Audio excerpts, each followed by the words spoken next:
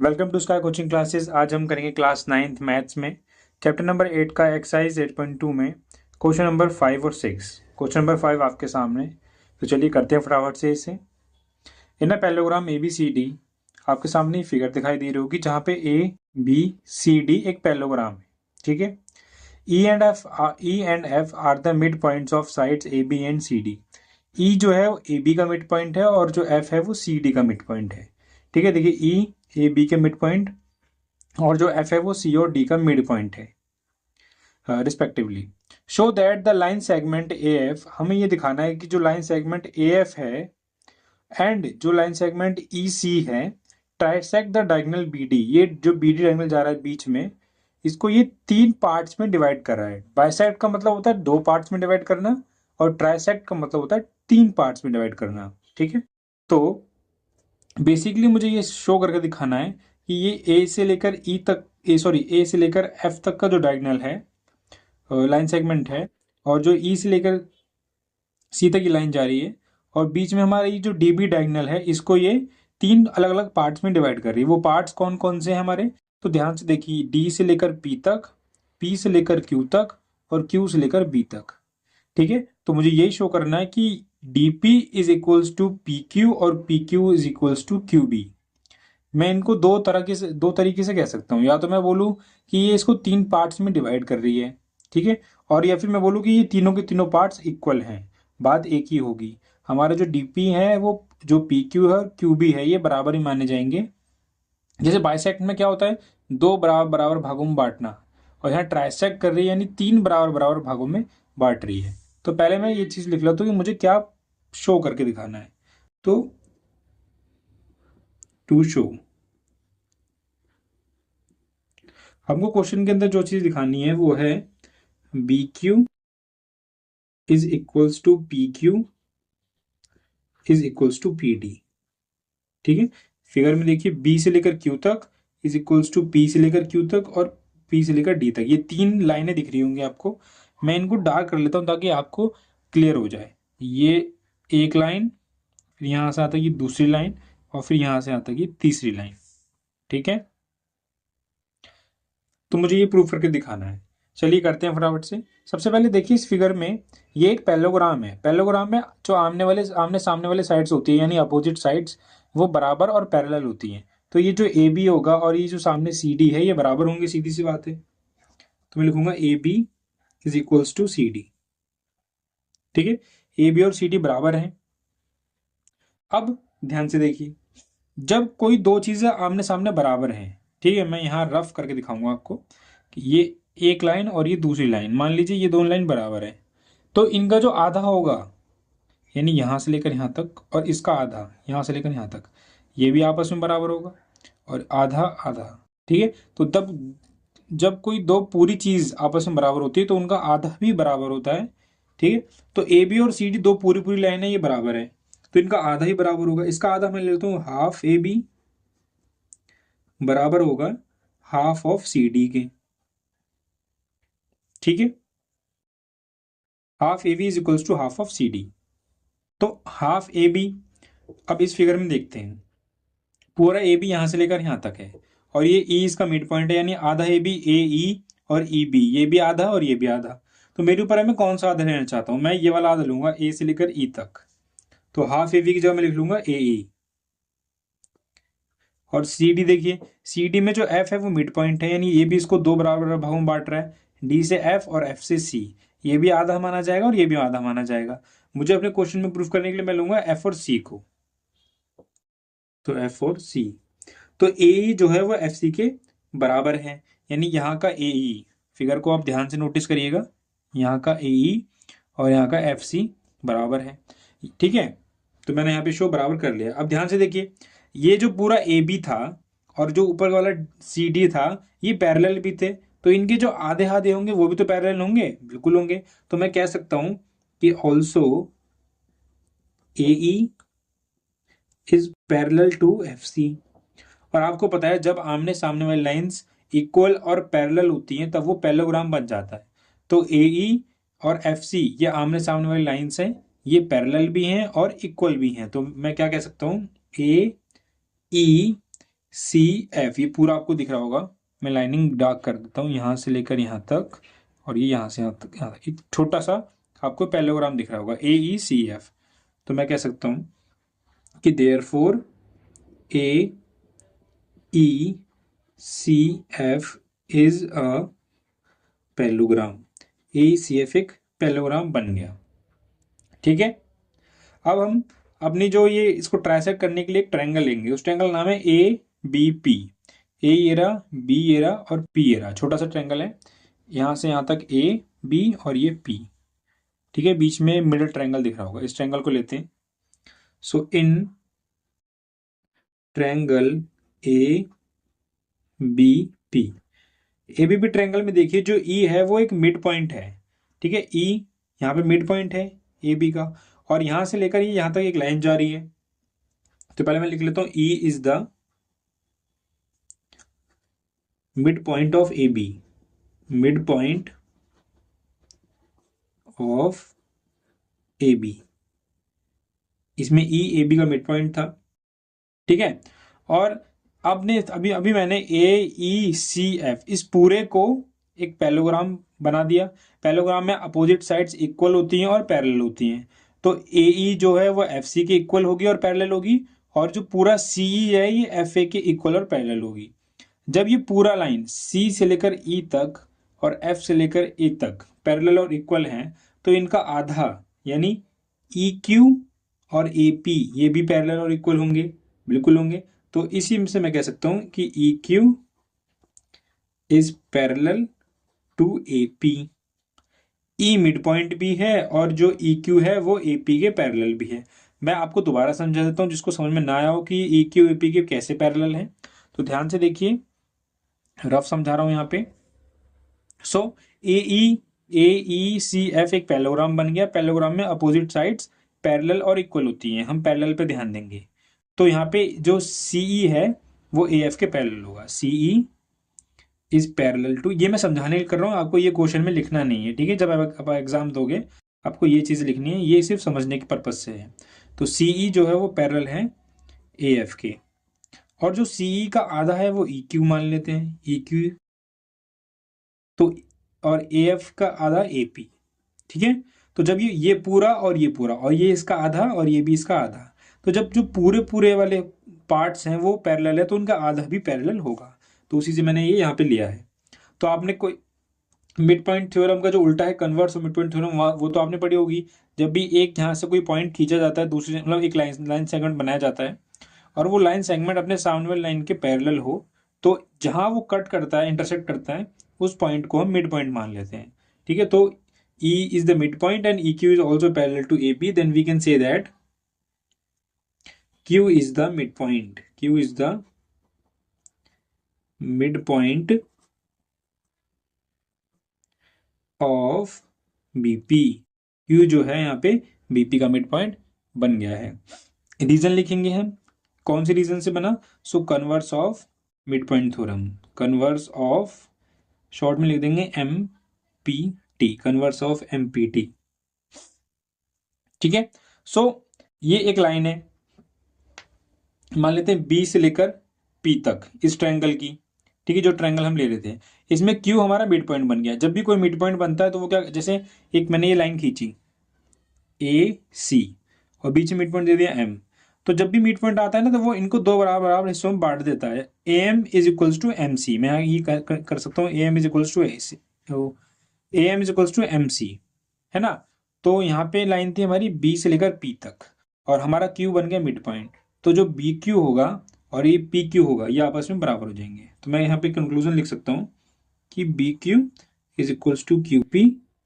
ठीक है, और रीजन दे देंगे कि ये मिड पॉइंट ऑफ क्यू, या फिर Q is the mid point. ठीक है, तो मैं लिख देता हूँ क्यू, यहाँ पे Q is the mid point. Q जो हमारा मिड पॉइंट था, इस वजह से ये B Q is equals to Q पे है। ठीक है, और इसको मैं मान लेता हूं अपनी इक्वेशन नंबर 1। तो अब हम लेंगे इसका दूसरा ट्रायंगल। ठीक है, दूसरा ट्रायंगल कौन सा लेने वाले हैं हम, बोलेंगे हम डी क्यू सी। डी यहां से आता क्यू, यहाँ से आधा रास्ता हमारा क्लियर हो चुका है, बी क्यू और क्यू पी को हमने बराबर दिखा दिया, बस ये पॉइंट रह गया है, तो ये इसके अंदर कंक्लूड हो रहा है, तो लिखेंगे D Q C. So in triangle D Q C, D Q C triangle में देखिए आप, जो ये एफ है ये मिड पॉइंट है, ठीक है। सो मैं लिख दूंगा F is the mid point of D C, F is the mid point of D C. F जो है यहाँ पे डी सी का मिड पॉइंट है, और एफ से लेकर पी तक यहाँ पे ये गया है यहाँ पे, और ये सी क्यू के पैरेलल भी हो, क्योंकि ये मैंने बताया नहीं पैरेललोग्राम में, पूरा पूरा ध्यान से देखिए, ए ई सी एफ वाला, तो F P is equals to C Q, मतलब F P is parallel to C Q, equal तो हो गई, पैरेलल भी होगा क्योंकि पैरेललोग्राम में F P is parallel to C Q, ठीक है। और जब आपको दिखाई दे रहा होगा कि यहाँ से कहते हैं एक लाइन में मिड पॉइंट है और वो दूसरे लाइन के कहते हैं पैरेलल भी है, ये मिड पॉइंट है और ये सामने वाले के पैरेलल भी है, तो जहां ये इंटरसेक्ट करेगा उसको भी मिड पॉइंट बना देगा। So therefore P is the mid point, P is the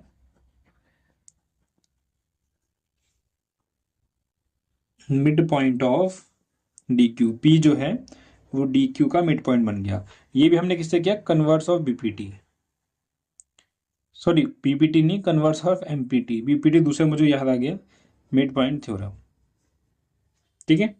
अब ध्यान से देखिए, डी से क्यू तक ये ट्रायंगल हमका हिस्सा था डी क्यू सी, इसमें डी क्यू देखिए, फोकस करिए डी क्यू पे, डी क्यू में पी हमारा मिड पॉइंट बन गया, मिड पॉइंट बन गया तो ये इसको दो इक्वल पार्ट्स में डिवाइड कर देगा, डी पी और पी क्यू लिख लेते हैं, क्यू पी लिख लेते हैं, क्यू पी इक्वल्स टू यहाँ से क्यू पी और पी डी, इसको मान लेता हूं मैं अपना इक्वेशन नंबर 2। अब फ्रॉम जो हमने इक्वेशन नंबर 1 बनाई थी, इक्वेशन नंबर 1 और जो हमने इक्वेशन 2 बनाई है, इससे हमें कंक्लूजन निकालने वाले हैं, ठीक है। कंक्लूजन क्या होगा, पहले इसको देखते हैं, Q P is equals to P D, ठीक है। तो पहले 1 वाले को देख लेते हैं, पी क्यू बराबर क्यू पी, तो मैं लिख लेता हूँ P Q is equals to Q P, ठीक है। फर्स्ट इक्वेशन तो ये बोल रही है हमारी, जो पी क्यू है वो क्यू पी के बराबर है। अब यहाँ देखिए, यहाँ पे कह रहा है क्यू पी पी डी के बराबर है, तो इसको इसी लाइन में लिख लेते हैं ना, क्यू पी बराबर है पी डी के। अब फोकस कीजिए आप, बी से क्यू, क्यू से पी और पी से डी, तीनों आपस में बराबर हो गए, यानी ये ट्राइसेक्ट हो चुके हैं। तो मैं लिख दूंगा कि देयरफॉर ये जो ए एफ है, ए एफ एंड ई सी, दोनों जो लाइन सेगमेंट थे A F and E C trisect कर रहे हैं, trisect the diagonal B D, ये कर रहे हैं डायगोनल बी डी को ट्राइसेक्ट कर रहे हैं। यही चीज मुझे इसमें प्रूव करनी थी, जो कि मैंने प्रूव करके दिखा दी है। अब हम करेंगे इसका क्वेश्चन नंबर 6। तो चलिए देखते हैं इसका question number 6।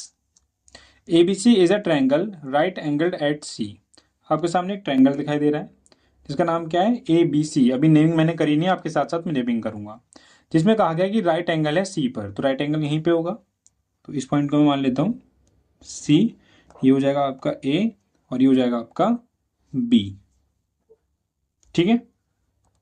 A line through the mid point M of hypotenuse, हमको बताया गया कि जो उसकी हाइपोटेनियस है उसका एक मिड पॉइंट है एम, ठीक है जी, एम बना लिया, और वहां से एक लाइन खींची गई है कहाँ पे, parallel to B C intersect A C at D, यहां से एक लाइन खींची गई जो कि बी सी के पैरेलल है, तो एक लाइन खींच लेते हैं बिल्कुल सीधी, जो कि हमारा बी सी के नीचे ना, बी सी इसके पैरेलल होगी और ए सी को इंटरसेक्ट करेगी यानी काटेगी डी पर।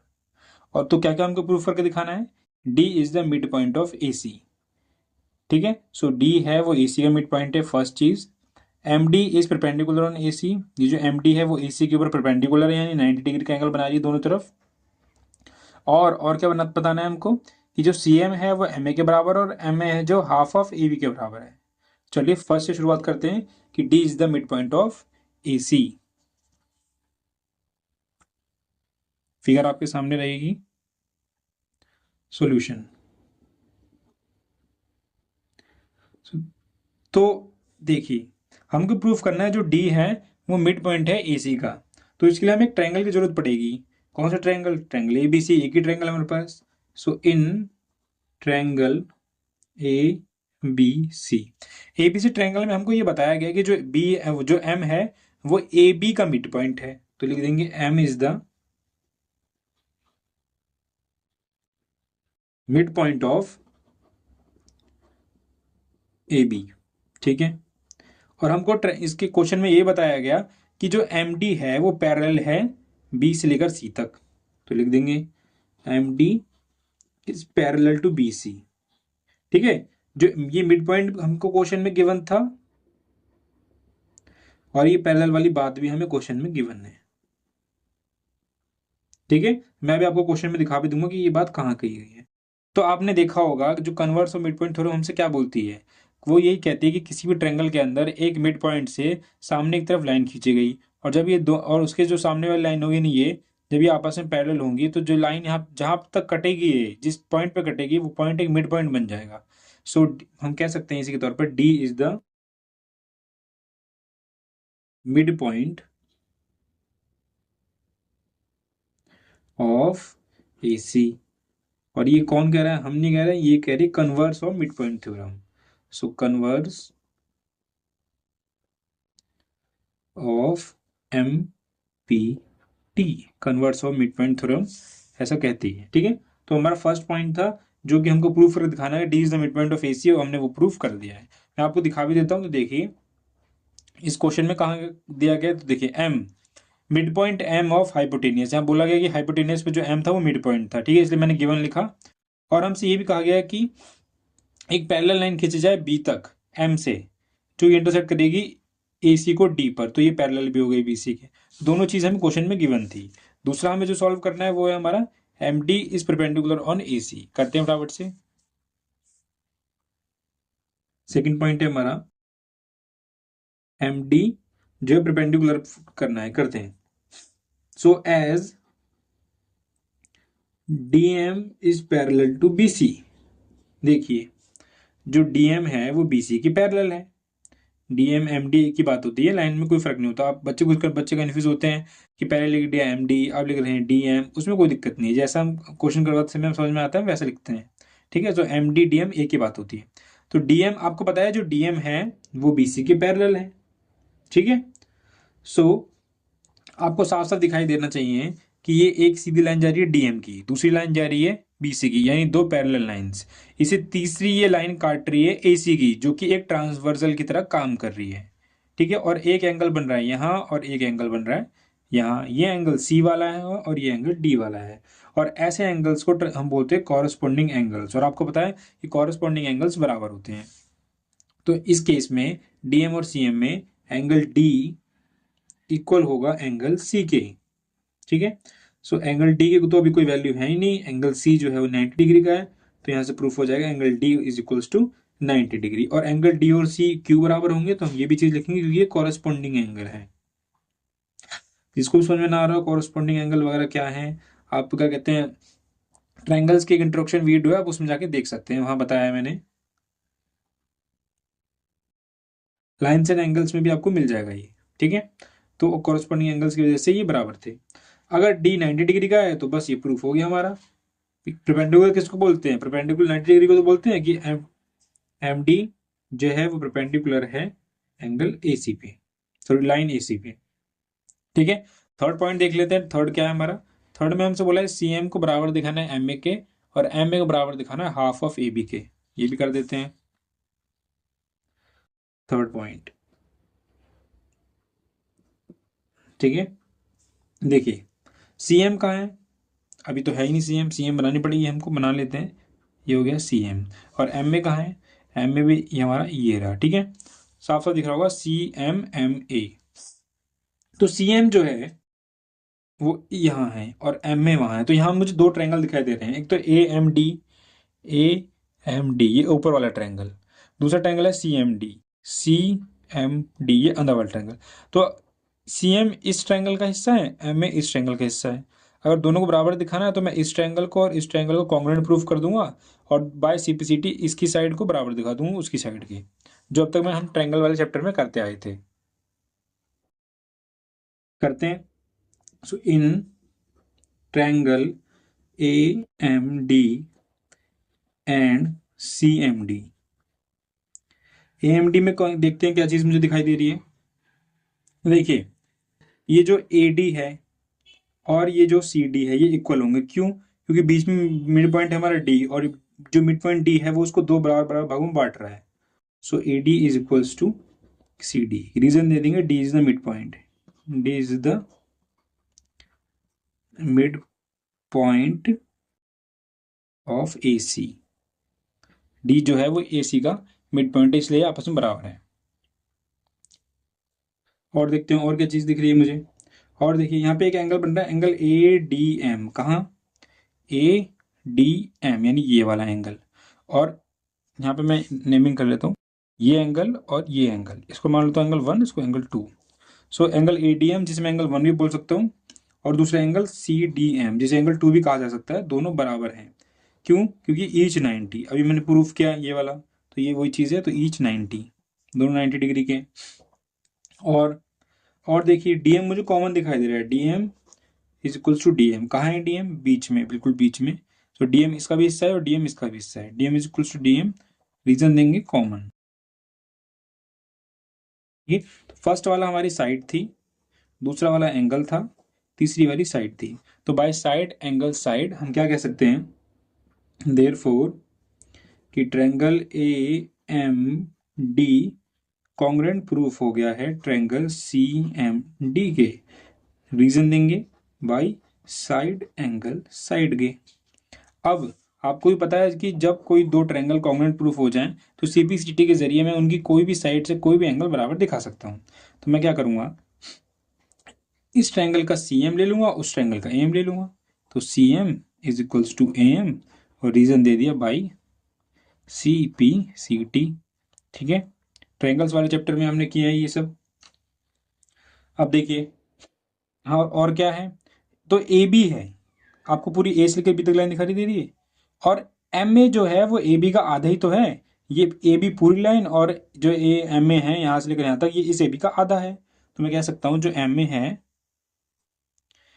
ठीक है, इसको मानते हैं क्वेश्चन नंबर 1, और जो एम ए है वो आधा है किसका? ए बी का, और इसको मानते हैं क्वेश्चन नंबर 2।